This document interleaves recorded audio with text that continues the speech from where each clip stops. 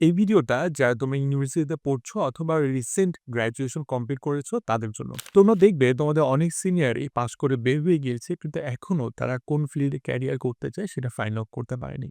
এটার কারণটা কি? কারণটা যেটা হয় যে আমরা অনেকেই নিজে অনিচ্ছাতে ধরো ইউনিভার্সিটিতে ইঞ্জিনিয়ারিং পড়ছি অথবা কোনো একটা সাবজেক্টে পড়ছি যে সাবজেক্টে আমার ইচ্ছা ছিল না কিন্তু বাধ্য হয়ে পড়তে হচ্ছে অথবা আমি খুব শখ করে ভর্তি হয়েছি কিন্তু পরবর্তীতে ইন্টারেস্ট খুঁজে পাচ্ছি না। সো আমরা কি করি জানো? যে আমরা হচ্ছে ওই সাবজেক্টটা নিয়ে বসে থাকি। আমরা একগুঁয়ে হয়ে বসে থাকি। কোনো আচ্ছা ঠিক আছে পাস করে যাই, পরে দেখা যাবে। কিন্তু এই কাজটা করা উচিত না। তোমার ইউনিভার্সিটির ফার্স্ট ইয়ার থেকেই তোমার ইন্টারেস্টটা খুঁজে বের করা উচিত।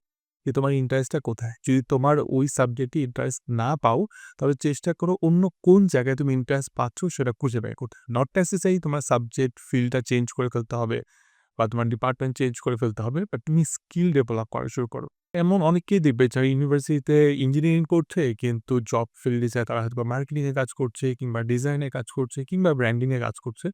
সো তোমারও উচিত যে ইউনিভার্সিটি ফার্স্ট ইয়ার থেকে এটা ফাইন্ড আউট করা যে তোমার ইন্টারেস্টটা কোথায়। আমি তো সাজেস্ট করব যে যদি পসিবল হয় ইউনিভার্সিটির ফার্স্ট ইয়ার থেকে তুমি দরকার হলে একটা টিউশন কম করাও কিন্তু কোনো একটা কোম্পানিতে তুমি কালেক্টেড হয়ে যাও। কোনো একটা কোম্পানিতে জয়েন করে গেলো। কম স্যালারিতে হলেও জয়েন করো। বিভিন্ন ডিপার্টমেন্টে তুমি কাজ করো। তুমি কখনো হয়তোবা সেলসে কাজ করলে, কখনো মার্কেটিং এ কাজ করলে, কখনো ব্র্যান্ডিং এ, কখনো অপারেশনস এ। যদি এমন হয় যে ৬ মাস করে কাজ করো সো দ্যাট তুমি তোমার ইন্টারেস্ট কোন জায়গায় সেটা ফাইন্ড আউট করতে পারবে। আর কোম্পানিতে কিভাবে কাজ হয় ওই জিনিসটাও তুমি জানতে পারবা।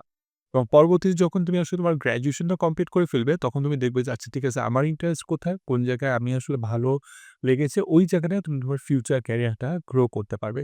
নরমালি যেটা হয় যে আমরা আসলে গ্র্যাজুয়েশন করার পরে এই জিনিসটা খোঁজার চেষ্টা করি অ্যান্ড ততদিন অনেক বেশি দেরি হয়ে যায়। কারণ বাংলাদেশে যেটা হচ্ছে যারা গ্র্যাজুয়েশন কমপ্লিট করছে, সবার বয়স দেখা যায় যে ২৩, ২৪ বা ২৫ ও হয়ে যায়।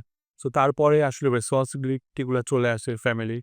সো ওই জায়গা থেকে তুমি আসলে গ্র্যাজুয়েশন কমপ্লিট করে ফাইন্ড আউট করবে যে তোমার কোথায় ইন্টারেস্ট, ওইখানে তুমি স্কিল ডেভেলপ করবে।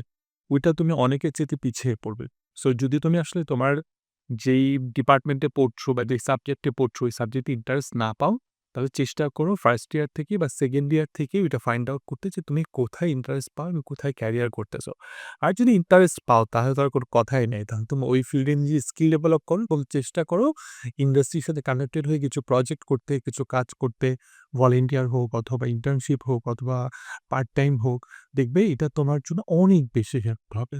সো আই গেস যে তোমাদের সামনের ক্যারিয়ারটা অনেক সুন্দর হবে ইনশাআল্লাহ।